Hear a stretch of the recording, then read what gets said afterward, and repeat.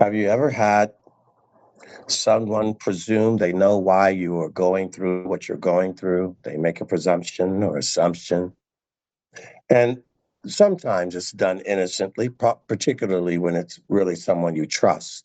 The other people, you know, people love to see you down, and people that are jealous of you, or people that are angry at you. But the ones that do love you, they also can misinterpret what's happening and why it's happening, because what happens in the mind when you cannot reason it, when you cannot see any justification, any reasonable causation for what's happening to someone or even to yourself, you will uh, conclude something that's completely wrong because you just can't justify and explain it away. Well, it must be something I ate. I don't know why I have this. It must be something I drank. And so you see, they're looking at Eov. They're called his friends. With friends like that, sometimes who needs an enemy? But nonetheless, even friends may not know. Like a conspiracy, it appears that the person's guilty, but they're not. They've been set up. And in this case, you could literally say Job was set up by God, obviously, in that regard, because Job has no idea the conversation, as the story would have us to believe, that the conversation was the accusing angel telling Adonai, look at him. He's laughing. People, when they're miserable, hate to see you happy. And one person hates to see all of us happy is the adversary of God. He's already doomed. He's beyond recovery. So why not take as many people down with him as he possibly can? He looks at Job and he just figures, he's not serving you because he loves you. He loves that power. He loves the money. He loves whatever. You know, take that away from him, and you'll see who he really is. Well, the devil's not God. He doesn't have the eyes to see. Well, God knows who Job really is. But sometimes, you're just proud to put your dog in the fight because you're proud of your dog, not because you doubt your dog or you don't believe he can win the fight. You're just proud of him. It's like, oh, really? You think that? You don't know him. Go ahead. Hit him with your best guy. Send out your Goliath.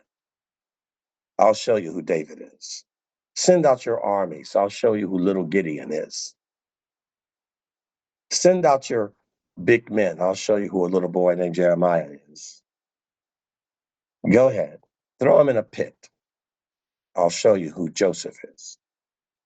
So there are moments where the Lord allows the enemy, and we know the story, but if we didn't, we wouldn't say that, would we? We have the great honor and privilege of being able to read the beginning and the end and the middle and read the explanations and the commentary and then claim we know something. But these people did not have that. His wife said, curse God and die. The devil threw everything he could at him,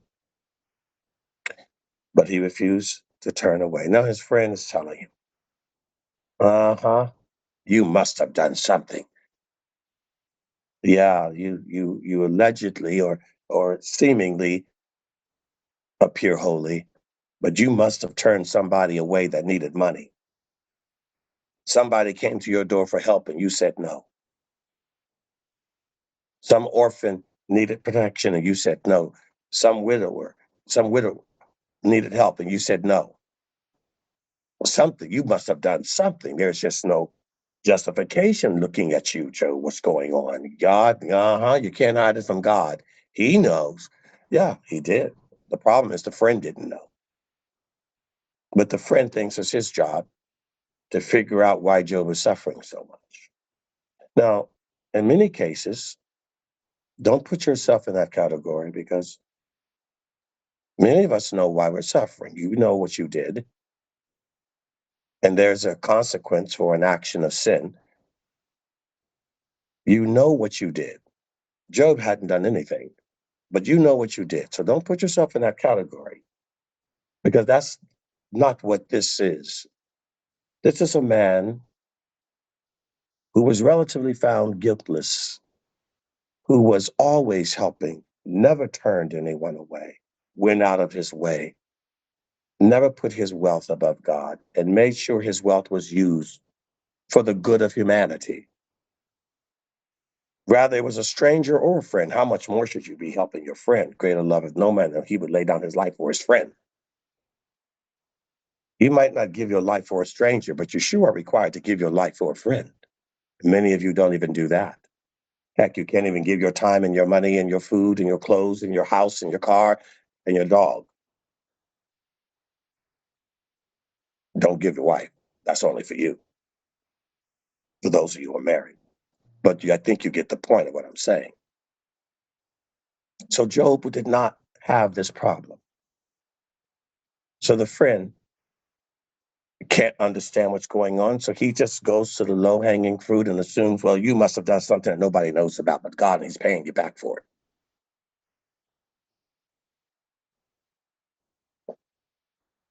But the Lord, a man that has integrity, like Job. Now, for many of you who have trouble with lies and deception and trickery, all kinds of things, you won't be able to relate to that.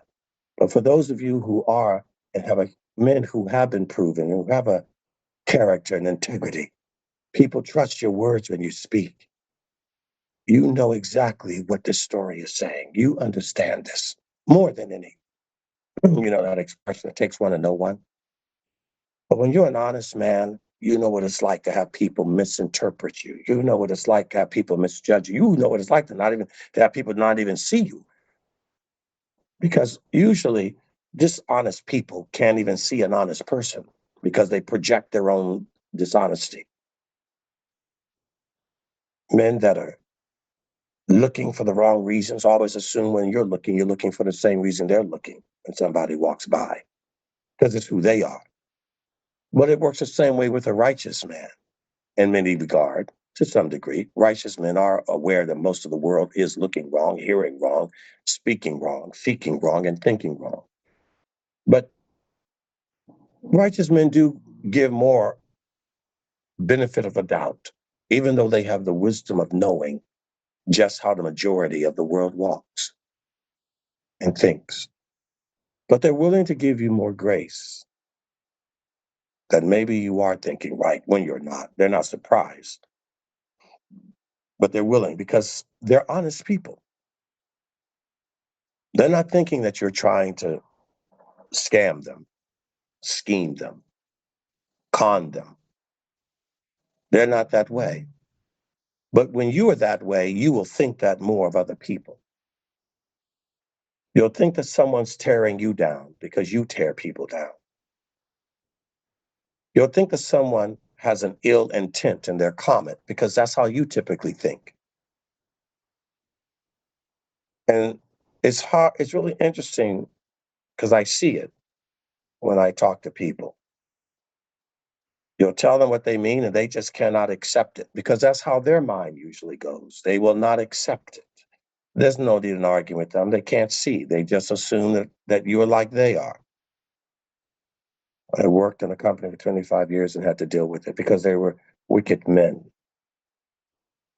They don't assume that you mean what you mean. And they'll always try to undercut you. Job has such friends.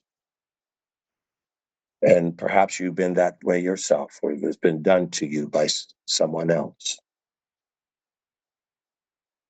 But God was at work proving the integrity of Job, fine tuning it. And isn't it great when your team comes out on top, but you never doubted it in the first place? It wasn't a gamble. It wasn't even a horse race. It was an opportunity for God to glorify his creature. Behold, I'll show you a righteous man who will not turn or break or bend for the world, for a woman, for a position in a company, for money, for a real estate deal, for power, politically, or celebrity. Behold my servant. Have you considered my servant, Eo? Can Adonai say that of you? Put your name in that spot. Have you considered my servant? Put your name. Would you accept a challenge to let the Lord hit you with boils, a deafening, sickening, debilitating disease for a while? So petrified that you're like King Henry VIII, who smelled like a sewer from his sores and his open wounds. That's actually history. You could smell him coming down the palace halls before he got there from his open sores. Would you want that for a while just to see what you would do?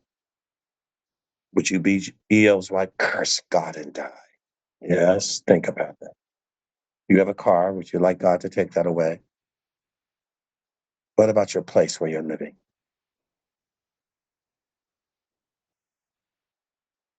Your prestige, your title, your position, your children? Would he bring them home sooner than you? See what you do. See if you curse him.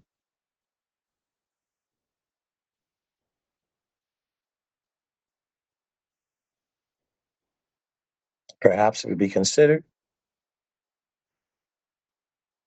a great challenge.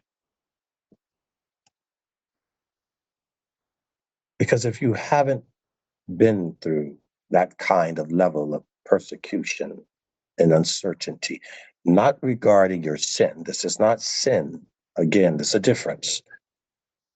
Many have suffered as a result of their drug and addictions, alcohol and convictions that have been wrong, sleeping around and everything else. That's the consequence of sin. That's not what we're talking about here.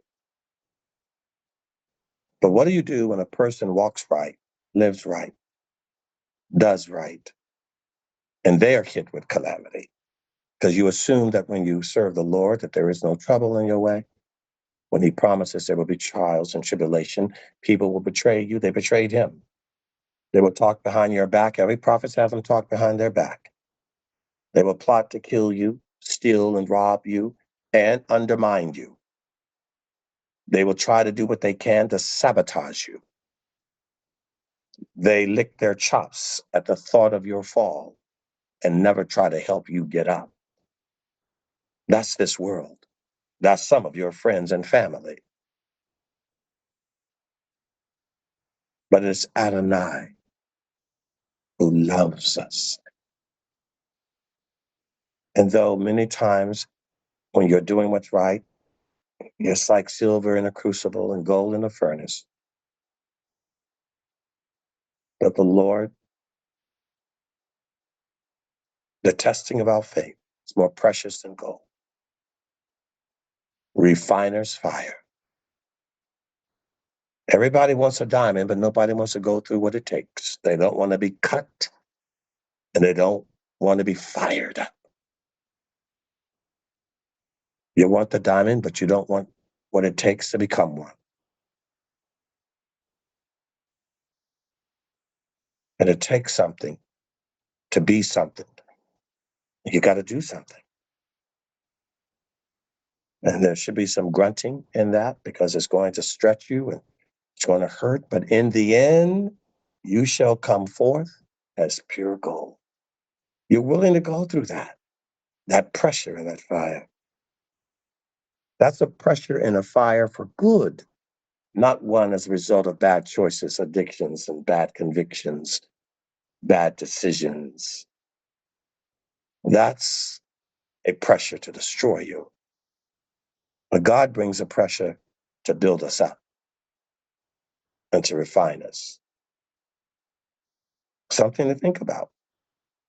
And after all that they have said about him, you know what happened, don't you? They came to accuse him of committing a sin, hence all this calamity came upon him, and at the end, the Lord told Eov to pray for them because, in fact, they are the ones who committed a grave sin by accusing falsely and slandering the man of God, who was, in fact, not guilty. So that's why we always say, and not us, but the Lord, Lashon Hara would freely translate into evil tongue, but really into slander, gossip, hate speech, all of these things. When you talk down on somebody, you slander them. That is a grave sin. Do not do it. Do not think you know why somebody is suffering and hence accuse them for something that they had not done, lest the Lord be angry with you and then you will be punished for what you have done. And that was the case with the wicked servant.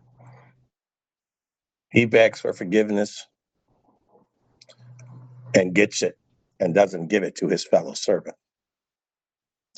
In other words, the wicked servant was forgiven of a tremendous, unpayable debt of wickedness. He was forgiven of a debt that he couldn't even pay back. It was wiped off. The king could have had him in prison and killed all of his family, but he wiped it off. Let him go. Let him go. Didn't even have to pay the court costs.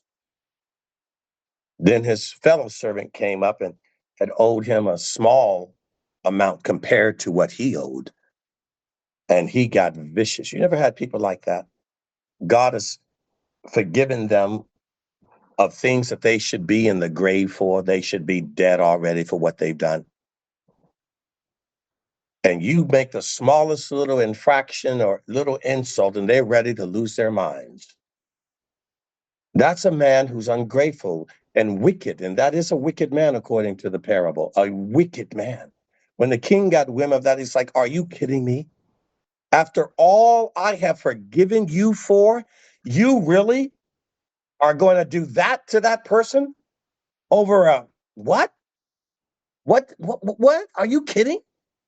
You who have been forgiven for so much, you wicked servant. See, people, you got to understand something. As you do unto them, you've done unto God.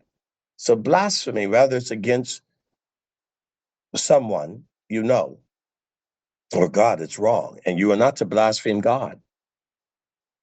You're not to blaspheme God. You're not supposed to blaspheme each other, but you're blaspheming God. That's a slander, basically. Same thing. Zared against God. Well, blaspheme the name of God. Where is God? I can't believe God did this. Oh, wow, God is man. You hear people talk like that. It's listen. Little human, man, little human, you speck of dust. Everything that's good that's happened to you, God's done it. But you're not grateful. You're not grateful. Like Israel in the desert, for 40 years in the desert, delivered from hundreds of years of slavery and bondage to a foreign pagan empire. And the moment God gives them manna, they complain that it's not French bread. The moment God gives them water, the substance that sustains your life, they complain it's not a glass of wine, that there's no meat. We want flesh.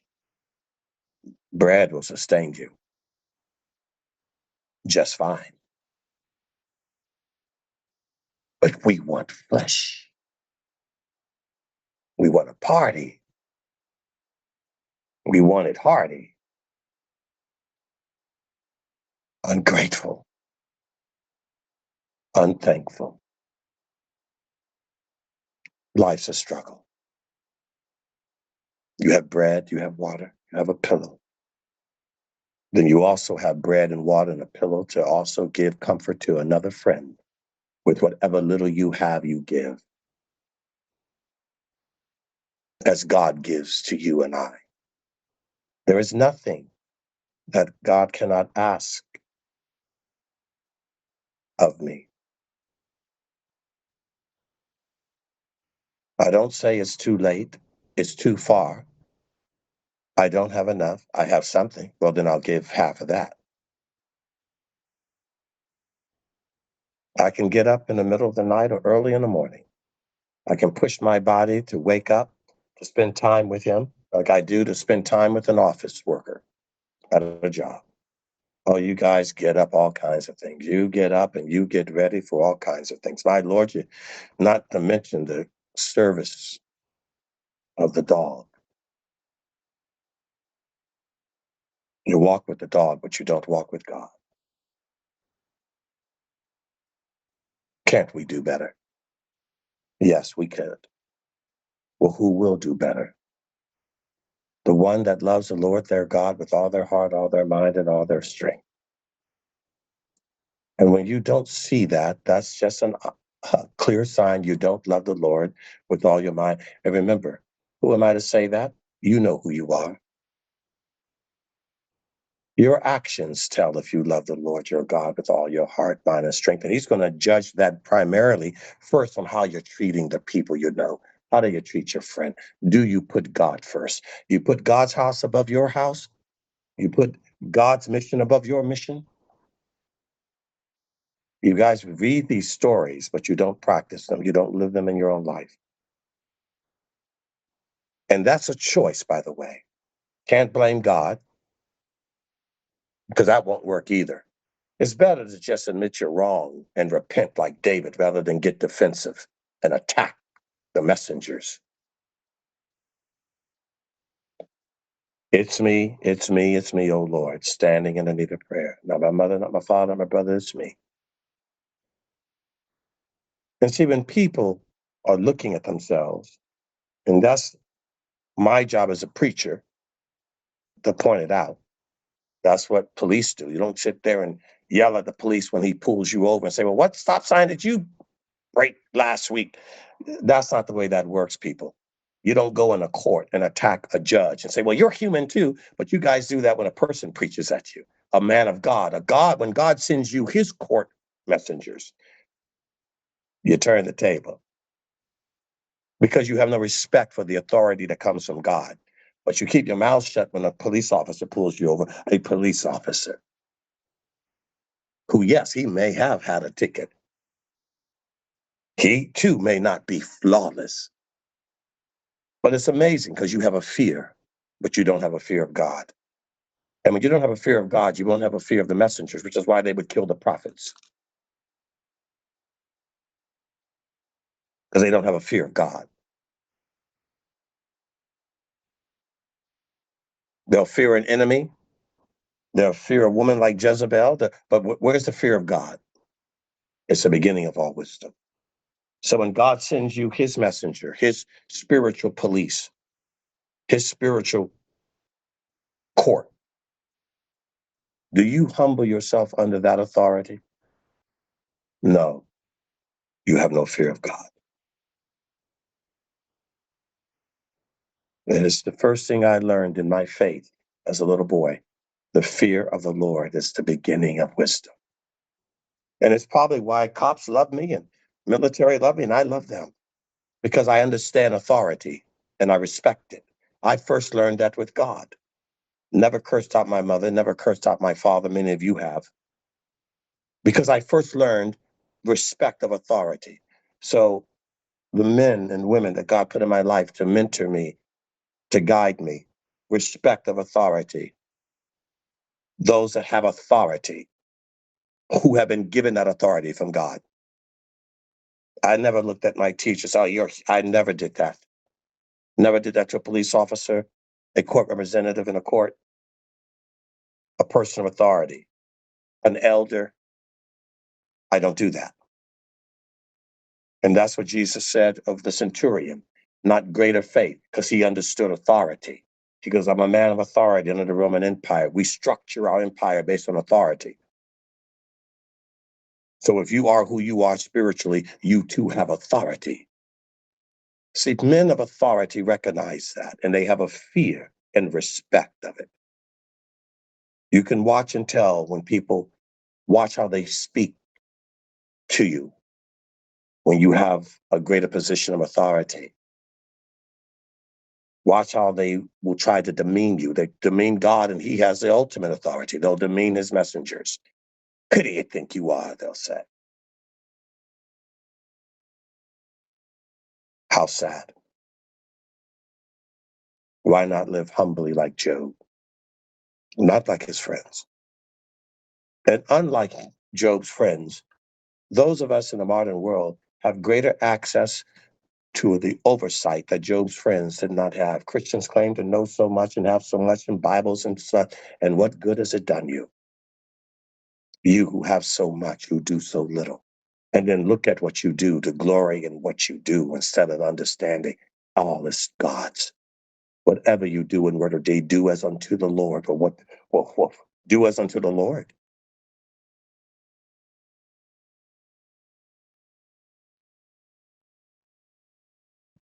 God help us. Let us learn what it means. Job interceded for his friends because they didn't realize what they were doing.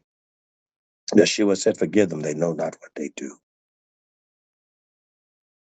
Many times when God would punish Israel, the enemies would gloat. God's punishing you. Hey, calm down. God said, those are my children. You are not. Be careful. You might be watching me rebuke my children, send them to the room without their dinner, put them in a timeout in the corner of the wall.